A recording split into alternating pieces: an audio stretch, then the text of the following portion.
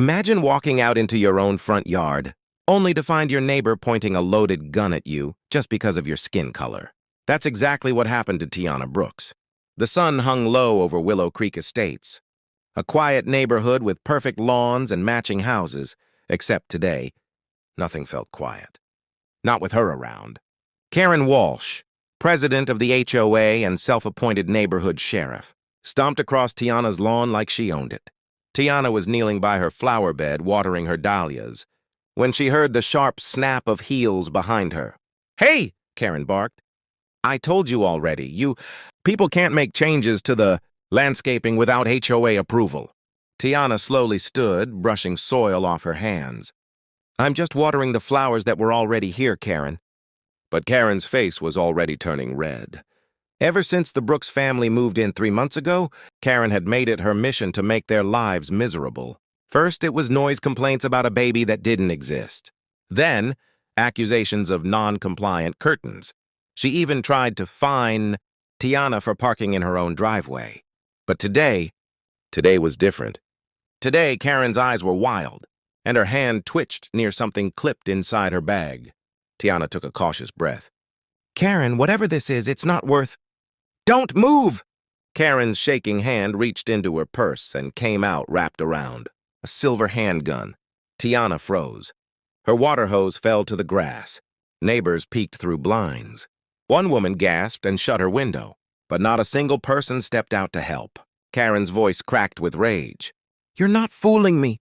You people buy houses you can't afford and ruin neighborhoods. I told the HOA, I told the police, but nobody listens." Tiana lifted both hands slowly. Her heart thudded in her chest, but her face stayed calm. "Karen, put the gun down." Karen took one step closer, breathing fast. "You don't get to tell me what to do in my neighborhood?" For the first time, genuine fear washed through Tiana. Her voice trembled. "Please, I'm pregnant. I don't want anything to—" "Shut up!" Karen screamed, waving the gun erratically. And that's when everything changed. Because behind Karen, the front door of the Brooks home opened. And Jordan Brooks, 6'4", calm, broad-shouldered, trained, stepped out. But he didn't step out with empty hands.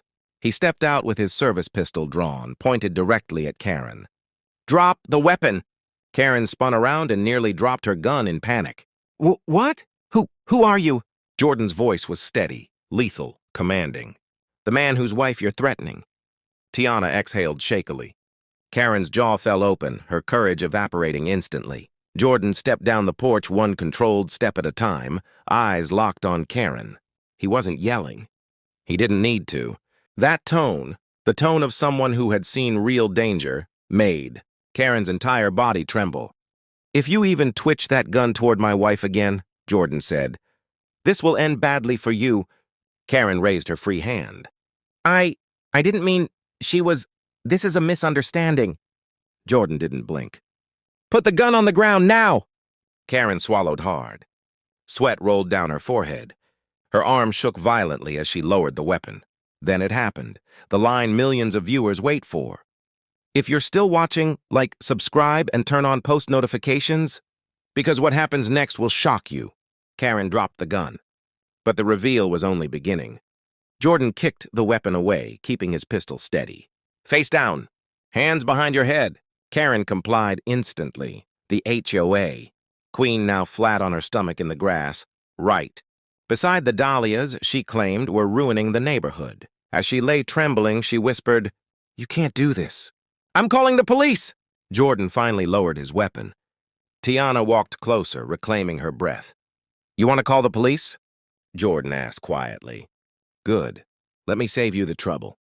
He pulled out his wallet and flipped it open. Karen's eyes bulged. Across his badge read, "Jordan Brooks, Deputy Commander, U.S. Federal Marshal Service." Karen blinked rapidly, her face draining of color. You're a federal officer," he finished. "Armed, on duty, and fully authorized to detain you." The neighbors who had been hiding behind their curtains now stepped outside, murmuring in shock. Phones came out. Cameras recorded. Suddenly, Karen wasn't the queen of the HOA anymore. She was the criminal. Within minutes, 3 squad cars pulled up, sirens echoing through the street.